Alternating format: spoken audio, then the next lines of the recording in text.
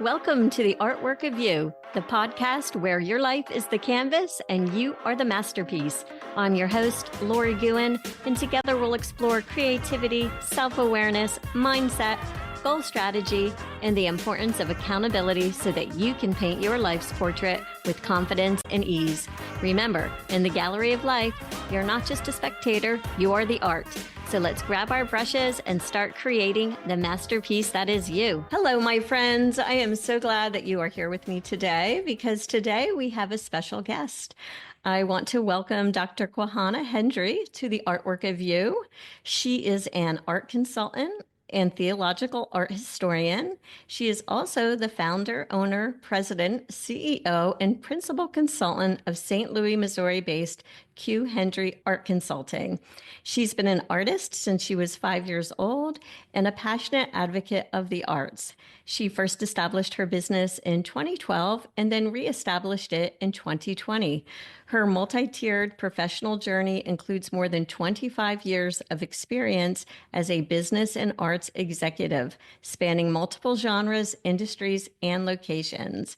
Her abundant love for art is complemented by a strong faith and business foundation and a desire to connect people with art and the significance behind it in a simple, robust, and practical fashion. Welcome, Dr. Quahana. How are you today? Thank you. I am glorious. How are you? I'm fantastic. Thank you.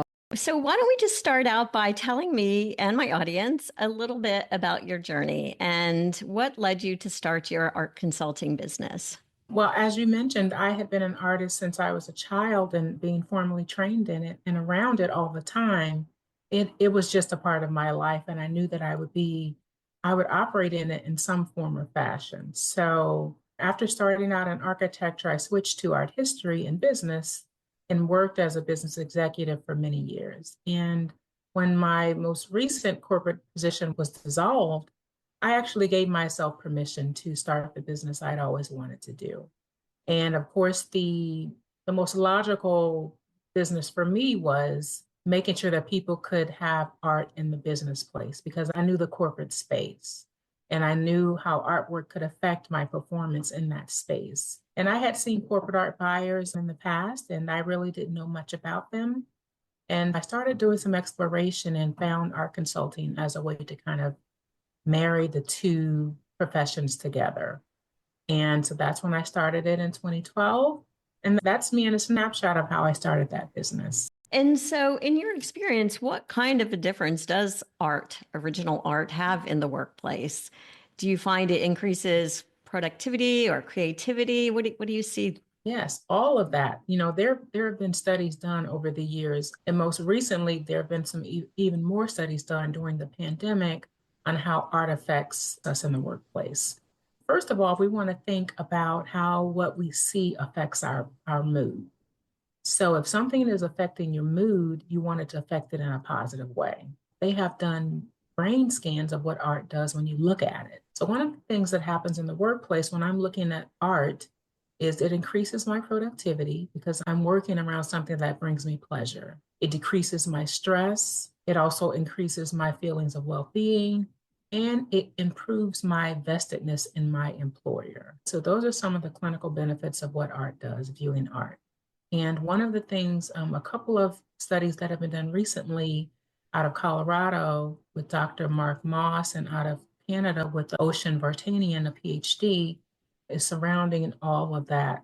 Mark Moss did a study addressing burnout in healthcare professionals and how working with the arts increases all of these good things that I just mentioned before and decreases the amount of healthcare professionals that are leaving the field. Art does not solve every problem, but it does address many of them. And many people don't know that the right art is what they are missing in their workplace. How do the businesses know what's the right art for the right business or the right art for their employees? Because everyone has such vastly different tastes. Yeah, and that is exactly right. Everyone's taste does vary. So if I'm a corporation and I haven't hired an art consultant like myself, the first thing I want to do is I want to determine a couple of things. I want to determine the budget for buying artwork. I want to determine, do I have a desire for it? And I also want to determine, do I have a need for it? And I always tell people to start with what you love. That is very simple, very practical. Most people know what their favorite color is. Most people know art they don't like. So think about the things you do like. Maybe you like people, maybe you like nature, maybe you like cityscapes, maybe you like flowers. So there are different things that we kind of know intrinsically that we like. And so we can start there, very simple. And that's just getting an idea of what your tastes look like. And then if you decide to hire a consultant like myself, I come in and I'm going to do a needs assessment while I'm there. I'm going to get to know the company, what their personality is, what their mission, what their mandate is, the community that surrounds them, what they do, who comes into their space, who works in their space. And I'm going to look at that space to determine what artwork is going to align with all of those things. So I'm going to be looking at the subject matter, the placement, the size, color, even specific artists that might align with what they're going to do. And then we just kind of start building from there.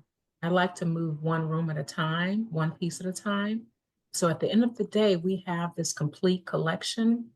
Or if they just want to do one space, we have a space that when someone enters that space, they immediately know that this is what this place does and this is how I feel in this space. For example, in a bank, a law office, a medical clinic, all of those are going to have different types of artwork because they have different abilities, different mandates, different missions. And the artwork is going to speak to all of that. Getting to know the corporation and the company is going to dictate what kind of art I'm going to advise to them. Certain industries like finance and the legal profession, their colors tend to be kind of on the dark, heavy side. But when we talk about color, we're going to be talking about the hue of the color. So even if it's a dark color, we can have a light hue of that color.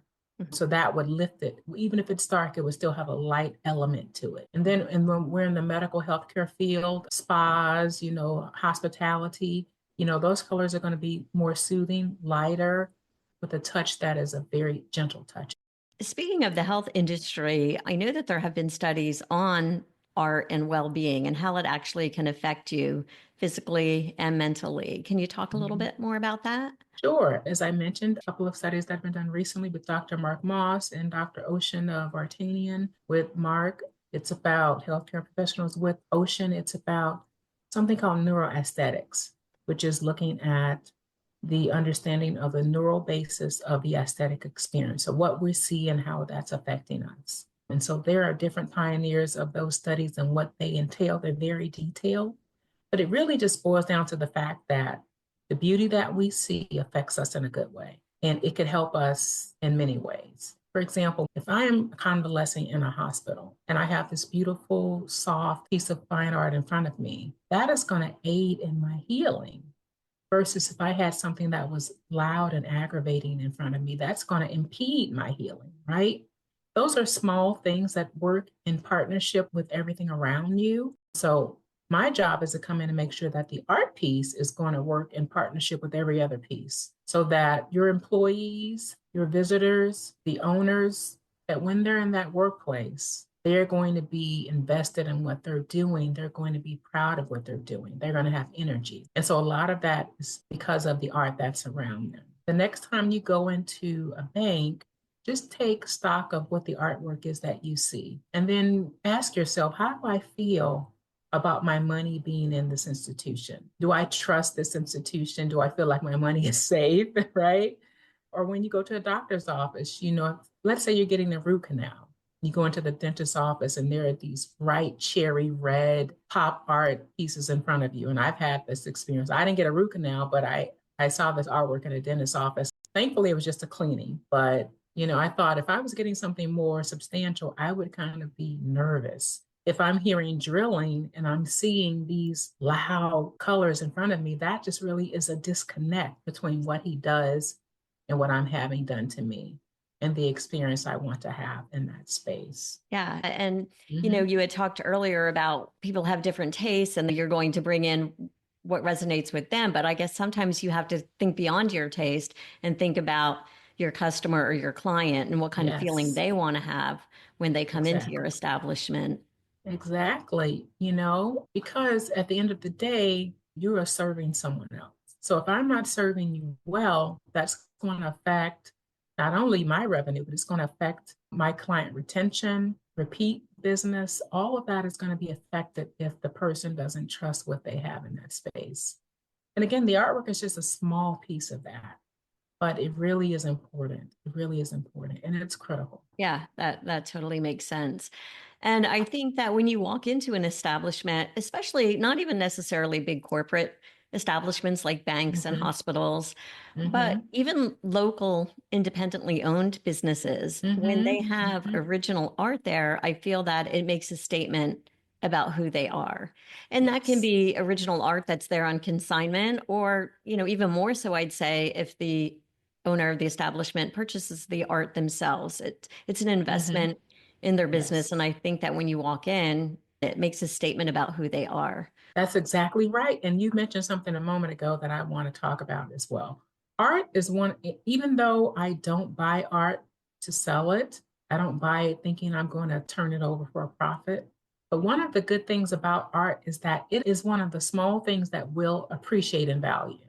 So when you are buying art, you are investing in yourself, you are investing in your company. And at the end of the day, depending upon the artist, the subject matter, the context, the time, all of that can actually have a really big impact on the value of that art that you buy.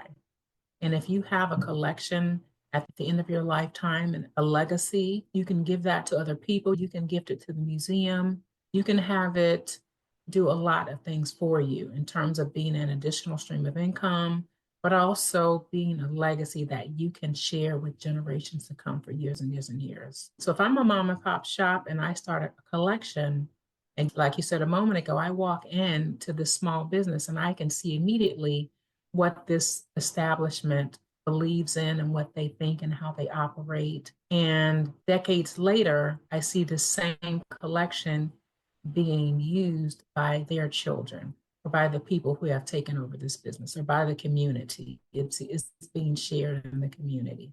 So there are many implications of starting a collection, even if it's small. Yeah, I totally agree. And I think that unfortunately, a lot of people in the mainstream, they don't understand the value of the original Mm, work.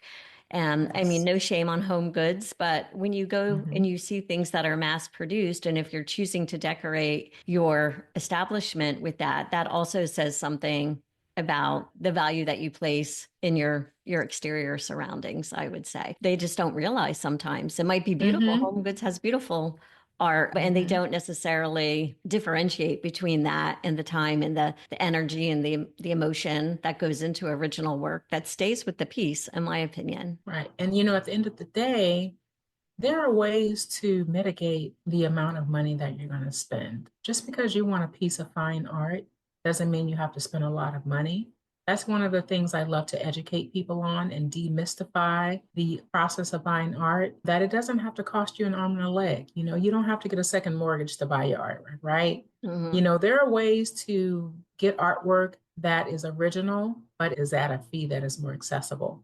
So we can do a print, we can do a high quality fine art print, which is, just taking a piece of fine art and getting a copy made of that. And the artist can do that in a way that is very, very beautiful, very, Yeah, very high absolutely. end, but it's going to cost a fraction of what you would pay for the original piece. So there are ways around that when a company says, I want to start collecting art, but I don't have a lot of money. What can we do to kind of mitigate that?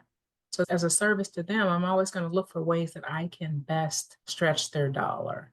Because at the end of the day, I don't want them to throw it in the trash 5 years down the road. I want them to keep it for generations. And so whatever I can do to make that happen is what we're going to do. So I'm working with them to find the right art, but that fits within their budget. That's why I said a moment ago that you need to determine what your budget is, because that's going to dictate where I go, who I source from, and whether we get something out of the studio or we get something commissioned for them.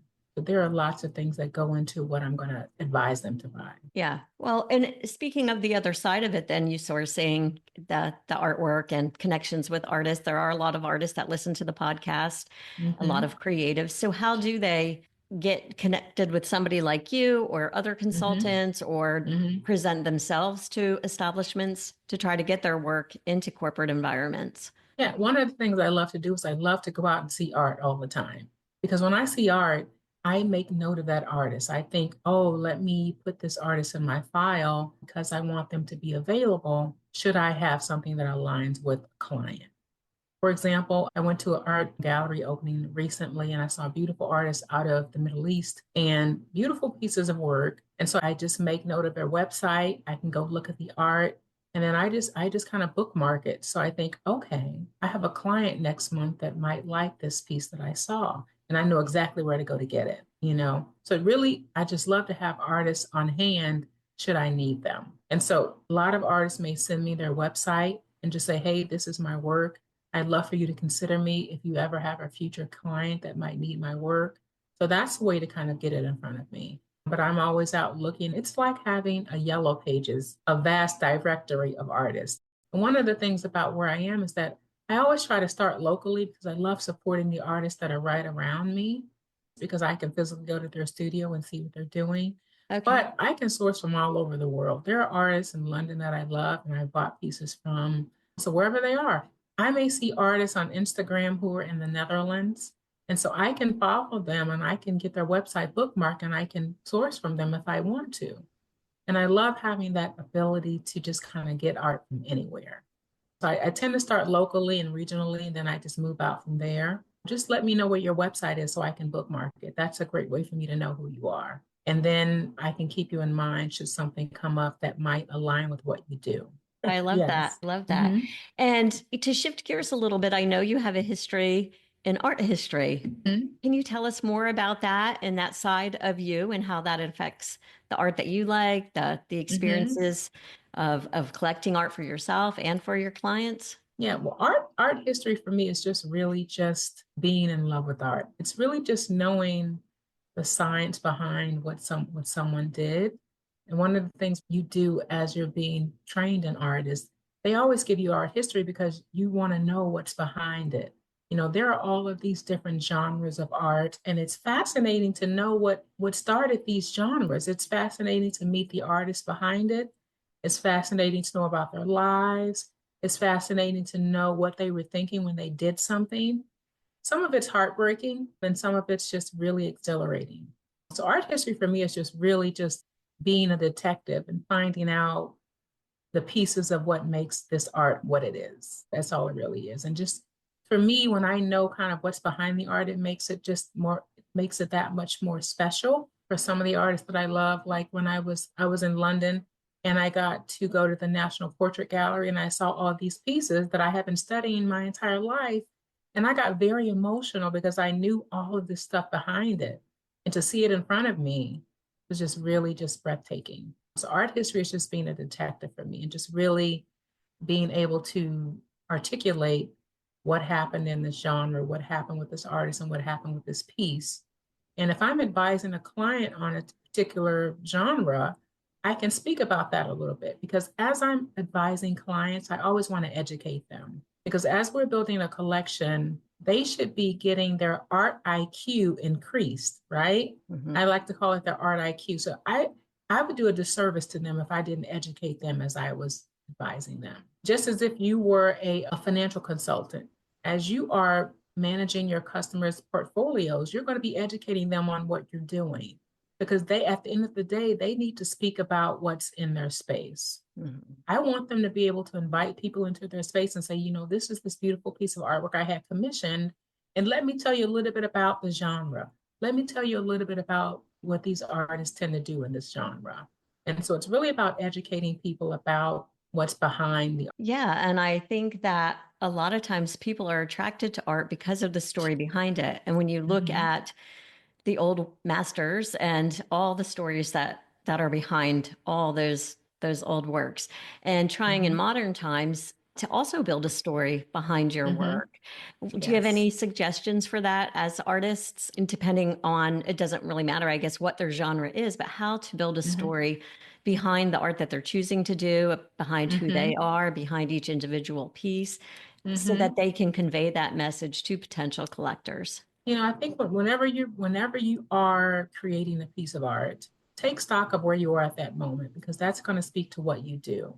Now whether you want to verbally articulate that to the people that buy your work, that is totally up to you. That's personal. Sometimes there's no story. Sometimes you just want to paint something that's pretty, and sometimes if it's deeper than that, you might, as you're showing it, as you're selling it, that's the opportunity to convey to that person that's purchasing that piece what you were thinking when you did it. Were you happy? Were you sad? Did you have a huge traumatic life event? Did you have a wonderful life event? Something that spoke to what you did. So you can write it down. You could say, this is what I was doing. I'm looking at a piece right now in my office, and I did this piece when I was 16 years old. And I can remember that day when I did it. And I remember how I was thinking.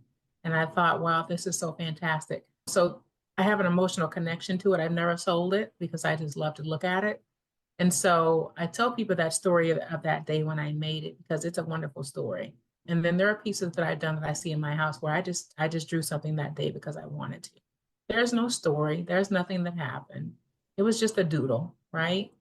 And so just take stock of where you were at that moment, articulate it if you feel led to do so. And hopefully that'll build a connection between the person that you sell it to and the people that will look at it. Yeah, I love that. And so as we begin to wrap up, is there anything else that you would like to share that I didn't think to ask you that you think would be beneficial? I want people to remember that art is essential and art is glorious and it is for everyone. I love that. It is definitely for everyone. I totally love that. Well, where can people find more about your work and the potential to possibly work with you, whether they be a business or an artist? Tell us all the places to find you. Sure. Well, my website is QHendreeArtConsulting.com. That's QHENDREE artconsulting.com. If you're a business, you can go on that website and you can set up a consultation with me. That's always going to be free the first time, where I just kind of get to know you and get a needs assessment. And if you're an artist and you want me to just kind of bookmark your website, you can also go to that website and just drop a line on that Connect with Us page. And then you can communicate with me that way. So companies can just call me or set up a consultation and we can go from there. Artists can drop me a line and say, hey, this is my website. Please make note of my work. And I'm on Instagram at Q_Hendree_art_consulting. Yeah, we'll put all of that in the show notes too, so people can have the links for you. Okay. And just to be clear, you work all over, correct? You're not just regional, local to where you are. So if someone is across the country, they still have the opportunity. Yes, that's the wonderful thing about technology is that I can work anywhere. And I'm in St. Louis, Missouri. So if I'm in the St. Louis metropolitan area, I'm going to physically go and assess that space. But if I'm outside of the St. Louis, Missouri area, I can assess the space through video. There are virtual ways we can do that. There are people that I work with in Michigan where we just walk through with a camera and I can assess the space. Because again, I'm going to be getting to know that company through talking with them and developing a relationship with them. And then assessing the space is going to be secondary to that. So I can work anywhere, and that is wonderful. Perfect. Great. Yes. Well, thank you so much for being here today. I really appreciate you taking the time. I know I learned a lot, and I'm sure my listeners have as well. Well, thank you so much, Lori. It was my pleasure. I really enjoyed it. That's a wrap for today, my friends. Thank you for sharing your time with me. And remember to show up in your life like the masterpiece you are, because you are the artwork. Please subscribe and leave a 5-star review. Have a fabulous day.